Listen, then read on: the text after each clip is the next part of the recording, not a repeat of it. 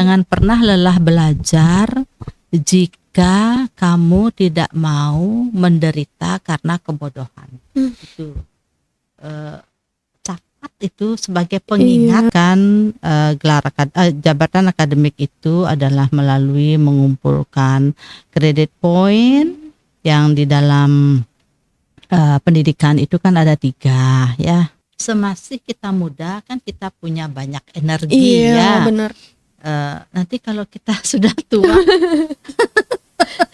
yang mau pakai agak susah juga energi juga tertariknya di bidang budaya ya kan, sesuai dengan apa namanya ilmu yang saya dapat dan saya kuliah juga di Fakultas Ilmu Budaya kan seperti itu. Contoh misalnya kain tenun songket ya. Nah kalau enggak itu apa namanya tidak ada menurut narasumber yang saya tanya kemarin, penelitian kemarin, kalau enggak itu tidak ada nama dia, motif-motifnya itu ya. Tetapi kalau songket dia ada namanya. Ya. Kadibani Rimpahuman, Binaya Podcast. Halo sahabat budaya, kembali lagi bersama segmen favorit kita bersama Binaya Podcast. Untuk hari ini kita kedatangan tamu istimewa. Nah, baru-baru ini beliau mendapatkan gelar profesor nih. Jadi untuk narasumber kita hari ini akan saya perkenalkan terlebih dahulu. Beliau bernama Profesor Dr. Dra. Niwayan Sukarini M. Hum. Beliau merupakan dosen dari program studi Sastra Inggris nih Bu ya? Ya benar. Ya dari program studi Sastra Inggris. Mungkin Ibu boleh say hi dulu nih. Say hi Bu. Hai, selamat sore ya. Selamat sore. Iya, selamat sore karena kita tag-nya sore ya Bu. Baik Ibu. Ini kan Ibu baru nih waktu ini dapat gelar profesor nih. Bisa sebelum kita ngasih tahu ke penonton nih gelar profesor apa nih Ibunya? Bisa dong Bu Ibu ceritakan cerita Ibu nih dari perjalanan dari dulu hingga sekarang mendapatkan apa namanya gelar profesor nih, gimana sih Bu? Susah senang itu apa gitu? Ya, baik. Sebenarnya itu bukan gelar ya. Profesor atau guru besar itu adalah jabatan akademik tertinggi yang tentu diimpikan oleh setiap pendidik, dalam hal ini adalah dosen. Ya, karena tidak ada lagi jabatan akademik yang lebih tinggi dari guru besar atau profesor. Jadi sekali lagi itu bukan apa namanya bukan gelar, tapi itu jabatan akademik. Jabatan akademik. Jadi beda dong, kita SS. itu mendapatkan gelar jabatan akademik itu adalah melalui mengumpulkan kredit point yang di dalam pendidikan itu kan ada 3 ya. Di Dharma perguruan tinggi itu ada pendidikan, ada pengajaran, dan ada pengabdian. Nah, salah satu syarat khusus yang harus dipenuhi untuk bisa mendapatkan jabatan akademik tertinggi ini adalah menulis atau melakukan penelitian yang bisa dipublikasikan atau diterima di jurnal yang bereputasi. Itu salah satu. Selain poin-poin lain seperti misalnya pendidikan ya harus strata 3, hukum mengajar juga harus memenuhi syarat, dan pengabdian, dan salah satu syarat khusus adalah menulis sebuah artikel atau lebih ya yang bisa dipublikasikan atau diterima di jurnal bereputasi. Gitu ya Bu. Jadi profesor ini sebenarnya bukan gelar tapi jabatan tertinggi akademik. Iya, betul. Jadi kita dapat pengetahuan baru lagi nih buat kalian yang kayak sama nih kayak Nana gitu, ngiranya profesor tuh gelar, ternyata bukan. Itu tuh sebenarnya jabatan tertinggi di akademik. Setelah mengumpulkan poin akreditas atau jurnal-jurnal ya Bu ya. Iya, salah satu syarat khususnya itu adalah harus menulis sebuah artikel atau melakukan penelitian yang bisa diterbitkan di jurnal internasional yang bereputasi. Kalau tidak bereputasi tidak bisa juga mencapai ini, karena itu adalah salah satu syarat seperti itu. Kalau dari gininya Ibu tuh gimana sih Bu? Gininya pengalaman Ibu atau perjalanannya gimana sampai dapat jabatan ini gitu? Ya, tentu melalui proses yang panjang ya, pasti melalui panjang proses banget yang sih, Bu. panjang, ya. Karena ini kan cukup sulit juga ya, cukup sulit juga, apalagi setiap dosen itu pasti berkeinginan untuk mencapai ini kan betul. Nah, kiat-kiatnya itu ya kita harus melakukan kolaborasi dalam penelitian kan seperti itu, dan juga jurnal yang kita tuju juga kita harus benar-benar mengetahui, seperti misalnya saya itu adalah dari humaniora, fakultas humaniora, ya kita harus benar-benar tahu bahwa jurnal yang kita tuju itu adalah menerbitkan artikel-artikel yang sifatnya sosial kan seperti itu. Selain itu ya kita juga harus mencari referensi-referensi dan juga teman yang kita ajak kolaborasi, dan juga apakah sesuai linear dengan tulisan kita dengan syarat-syarat yang ditentukan untuk mencapai mendapatkan jabatan akademik tertinggi ini seperti itu. Jadi gitu ya Bu. Ya. Nah, setelah penuturan dari Ibunya dan penjelasan dari Ibunya, kalian berarti bertanya-tanya dong, Ibunya nih sebenarnya profesor bidang apa sih gitu. Baik. Jadi ayo kita tanya. Jadi Ibu boleh nggak kasih tahu kita semua, Ibu tuh diangkat di pengukuhan waktu ini itu sebagai profesor di bidang apa sih Bu? Ya. Kami dari Prodi Sastra Inggris ya tentu sudah tahu bahwa di sini di Fakultas Ilmu Budaya itu kan ada ada prodi bahasa dan non bahasa. Ya tentu dari Prodi Sastra Inggris itu yang kami dalami adalah ilmu bahasa atau linguistik ya, linguistik. Nah, linguistik itu kan ada bidang-bidangnya lagi, ada level-levelnya lagi. Apakah itu fonologi yang berkenaan dengan bunyi, apakah itu morfologi, apakah itu sintaksis. Nah, saya kebetulan memilih menekuni bidang semantik karena semantik yang saya disertasi saya berkenaan dengan bidang semantik, yaitu lebih khusus lagi, lebih spesifik lagi adalah semiotik ya. Nah, itu berkenaan dengan makna ya. Kalau semantik itu berkenaan dengan analisis makna. Nah, begitu pula semiotik. Apa bedanya? Semiotik itu adalah bidang linguistik yang menganalisis makna, apakah itu makna dan pesan dari sebuah tanda ya. Jadi ke lingkungan kita ini kan banyak tanda-tanda. Banyak sekali kita dikelilingi oleh tanda. Berarti kayak rambu-rambu lalu lintas.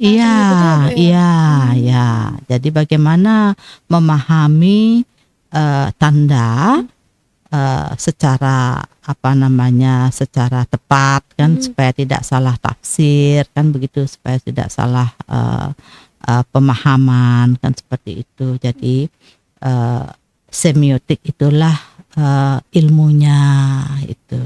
Jadi kayak semiotik itu lebih ke mendalaminya ya Bu, yang mendalami arti-arti dari tanda-tanda itu ya Bu.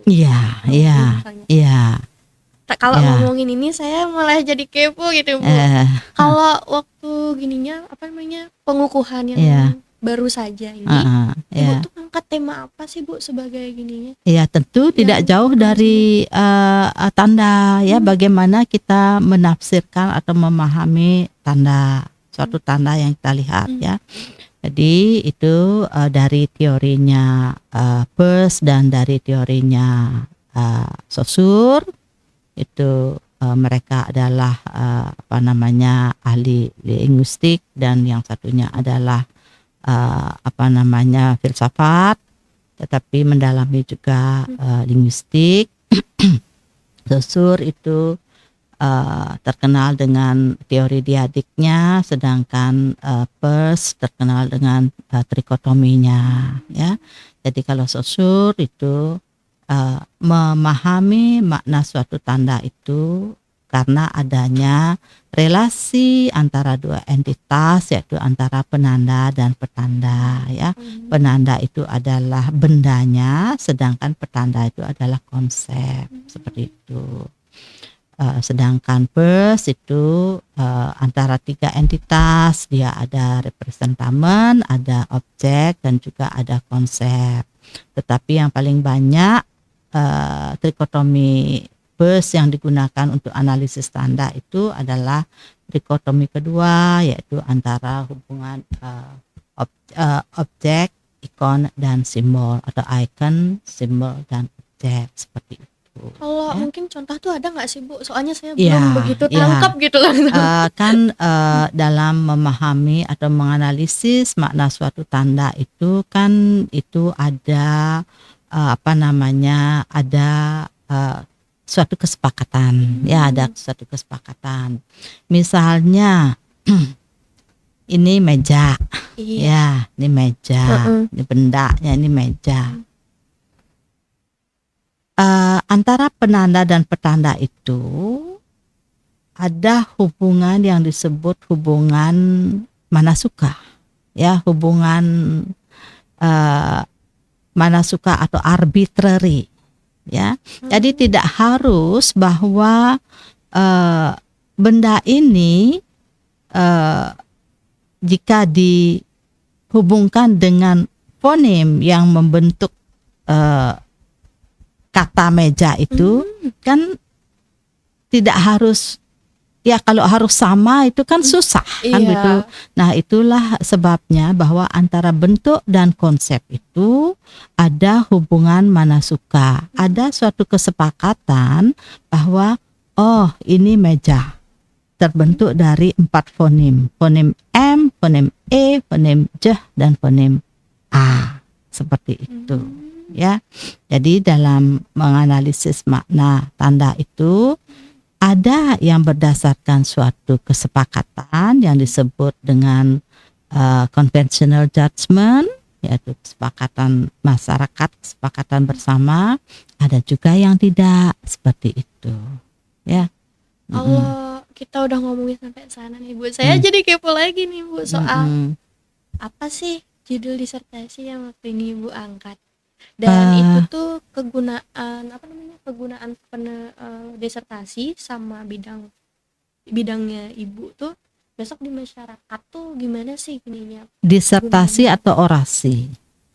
Disertasi itu disertasi itu adalah penelitian yang dilakukan oleh mahasiswa S3, ya. Jadi untuk supaya tamat, ya, tentu menulis disertasi. Jadi untuk yang guru namanya orasi, ya, orasi, ya. Orasi itu sama nggak sih Bu kayak yang punya S3 tuh? Enggak, itu bisa yang diorasikan itu sepanjang yang setahu itu bisa dari hasil-hasil penelitian yang terakhir misalnya, atau juga bisa dari intisari disertasi yang pernah dilakukan. Nah, kebetulan disertasi saya itu kan juga menerapkan teori semiotik.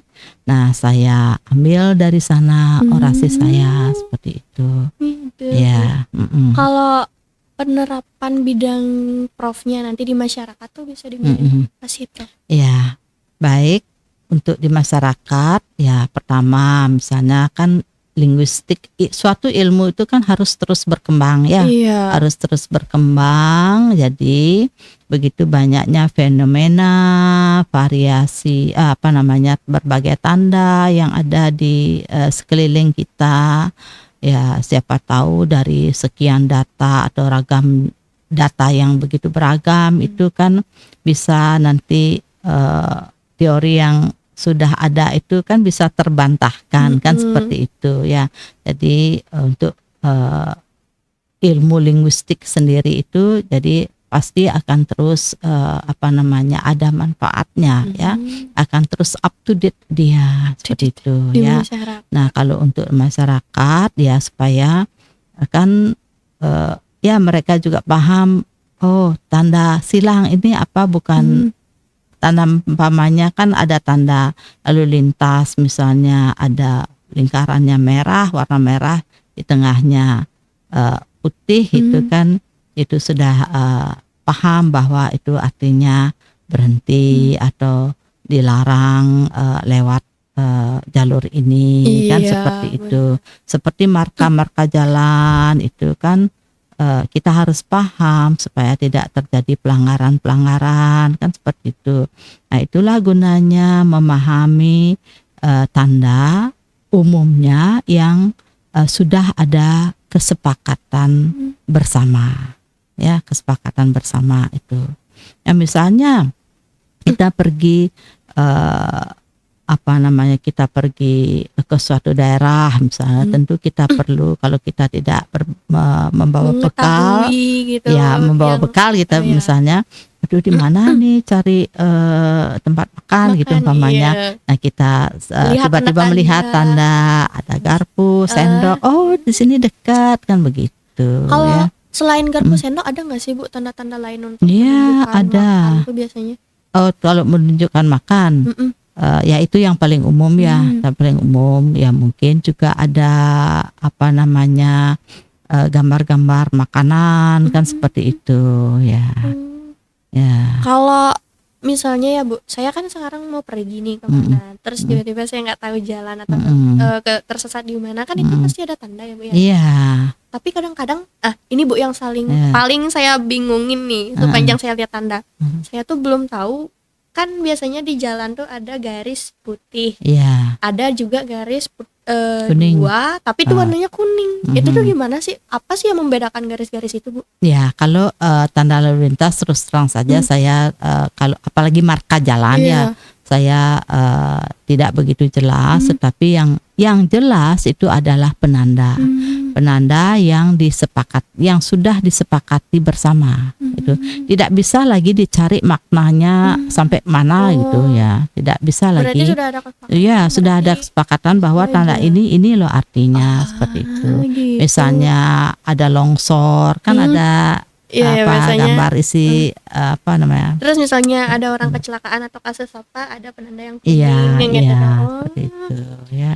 Tapi cukup gini ya Bu. Tapi menurut saya ya di bidang ilmu linguistik, apalagi yang bidangnya Ibu tuh menurut saya susah gitu Bu. Jujur saya sendiri kadang-kadang tuh kayak ada tanda tapi saya nggak tahu gitu. Iya, Dan misal. bahkan saya tuh kadang-kadang kurang memperhatikan gitu. Iya. Jadi Ibu kenapa sih bisa tertarik gitu Bu sama itu? Ya, awalnya begini ya. Saya kan pada disertasi saya menganalisis iklan layanan masyarakat, gitu, iklan layanan masyarakat khususnya di bidang kesehatan. Ya, di bidang kesehatan. Ibu suka kesehatan ya Bu? Iya, setiap orang saya pikir suka akan kesehatan karena Tapi kan penting ya. Iya, tapi kadang-kadang agak penting. ngeri gitu kalau misalnya bayangin Iya. kesehatan. Itu iklan layanan masyarakat di bidang kesehatan itu saya pilih HIV/AIDS, saya pilih keluarga berencana, dan saya pilih yang lagi satu kok saya tiba-tiba lupa ya. Enggak Itu apa-apa. ya HIV/AIDS dan keluarga berencana ya. Apa sih alasan Karena- Ibu milih itu tuh Bu? Ya, alasan saya adalah kan kita semua tahu bahwa HIV/AIDS itu kan sangat berbahaya ya, sangat berbahaya, dan itu kalau tidak terus disosialisasikan ke masyarakat, kan untuk terutama untuk generasi berikutnya kan sangat merugikan. Ya, sangat merugikan karena masa depan suatu bangsa dan negara itu terletak tapi generasi Masih muda, muda. seperti itu. Betul. Ya. Berarti untuk rencana ke depannya ibu tuh ibu mau terjun langsung nggak sih di bidang kesehatan atau apa? Mungkin ada rencana lain gitu ke depannya setelah dapat gelar ini itu gimana sih Bu? Ya, saya mau meneliti khususnya tanda-tanda di bidang budaya. Ya, contoh misalnya. contoh. Misalnya. Saya masih mencerna Bu, kita bidang kan, budaya apa ya gitu. Ya, banyak sekali punya simbol-simbol ya, simbol-simbol misalnya yang digunakan pada kain tenun. Ya, kain tenun, kain Yang batik. kayak geringsing kan juga. Iya, ya, itu kan. Kayaknya saya pernah lihat deh Bu, tapi itu diteliti di matematika. Iya, Ini. bisa. Ya, bisa. Itu. Jadi semiotik ini diterapkan di lintas disiplin. Ya, bukan saja di bidang bahasa, di bidang kesehatan juga, apalagi di bidang teknologi. Aduh, teknologi pasti sih Bu, menurut saya, pasti karena teknologi itu pasti banyak menggunakan tanda. Anggap aja kayak kita main PS kan pasti ada tanda-tandanya juga, main handphone. Banyak gitu. itu. Kalau menurut saya yang paling banyak tuh itu di bidang gini tuh teknologi. Benar. Kalau yang paling banyak lagi di time zone tuh pasti tanda sih itu. Teknologi itu banyak itu. Mengaplikasikan teori semiotik gitu. Itu. Nah, saya tertariknya di bidang budaya ya, kan sesuai dengan apa namanya ilmu yang saya dapat dan saya kuliah juga di Fakultas Ilmu Budaya kan seperti itu. Contoh misalnya kain tenun songket ya. Nah, kalau enggak itu apa namanya tidak ada menurut narasumber yang saya tanya kemarin, penelitian kemarin, kalau enggak itu tidak ada nama dia, motif-motifnya itu ya. Tetapi kalau songket dia ada namanya. Ya, ada namanya lagi? Ya, ada namanya. Ini misalnya songket apa? Jadi simbol yang digunakan itu diberi nama seperti itu. Ya, apa maknanya?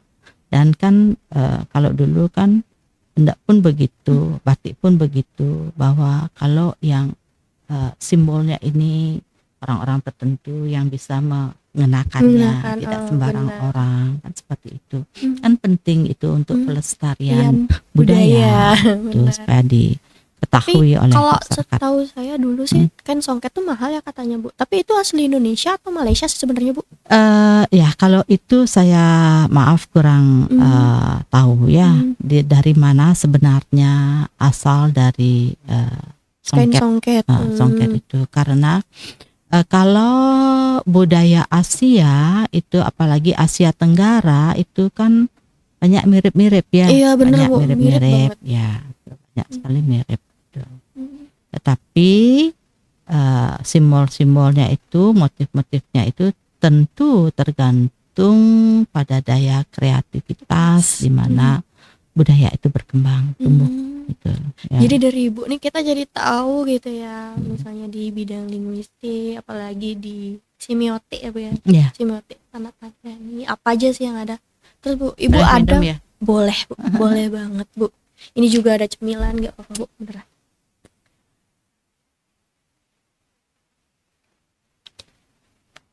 Terus Ibu ada nggak sih Bu kayak gini argumen terakhir gitu, atau nggak gini terakhir, apa namanya, pesan-pesan nih buat dokter-dokter kita yang mungkin dokter ya, aku susah dokter gitu, dokter kita gitu yang misalnya belum sampai ke profesor gitu jabatannya, itu Ibu ada nggak sih gini mau ngasih satu pesan gitu untuk mungkin lebih gencar buat ini jurnal atau apa? Tentu.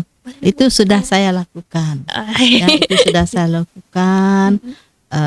Terutama ketika saya mendapatkan ucapan selamat kemarin ya. Saya tekankan, saya ingatkan pada mereka, terutama yang sudah menyelesaikan pendidikan S3-nya, harus semangat, jangan menunda waktu, jangan menunda kesempatan. Jadi teruslah menulis ya, karena kan itu butuh waktu yang cukup lama ya. Kita menulis butuh waktu lama, lalu kita memasukkan ke jurnal juga butuh waktu lama. Janganlah sia-siakan waktu ya, karena saya sudah mengalami sendiri bahwa kalau kita terlena, waktu itu akan berlalu dengan cepat dan pada akhirnya kita akan tersentak, waktu sudah berjalan lewat. Ya, seperti itu ya. Terima kasih banyak Iya. atas ilmu yang hari ini sudah dibagikan, Bu. Terima Apalagi kita kasih. nambah Ya. pengetahuan lagi ya soal Ya. linguistik, apalagi semiotik, tanda-tanda. Semoga kedepannya ini benar sih penelitian Ibu soal budaya nih. Iya. Gini, Ya, benar-benar saya gini. tertarik. Ya, Saya soalnya tertarik. tadi yang MBKM juga kan giniin soal budaya kan. Siapa tahu Ibu mau ngambil dari mereka ada Iya, gitu. ya, siapa tahu ya. Iya, benar. Ya. Jadi teman-teman, berdasarkan apa yang ibunya bilang tadi, jadi kita tuh harus memaksimalkan waktu dengan semaksimal mungkin karena waktu berlalu dengan cepat. Ya, saya ingat dengan quote yang pernah diberikan oleh teman seprofesi, gunakanlah waktu sebaik-baiknya karena waktu yang akan membunuhmu. Woi, Ya, agak serem. iya betul, serem gitu memang ya, serem. Bener. Ya, Waktu. jika waktu tidak digunakan dengan baik, maka waktulah yang akan membunuhmu. Ya. Jadi teman-teman, sekian segmen kita bersama guru besar kita tercinta pada hari ini. Saya ulangi, Profesor Dr. DRA Niwayan Sukarini MHU. Akhirnya saya benar ya, Bu. Jadi sampai jumpa di kesempatan lainnya bersama profesor-profesor baru yang akan kita ajak podcast juga seperti ibunya. Dan see you next time. Bye-bye. Ya. Terima kasih dah. Terima kasih.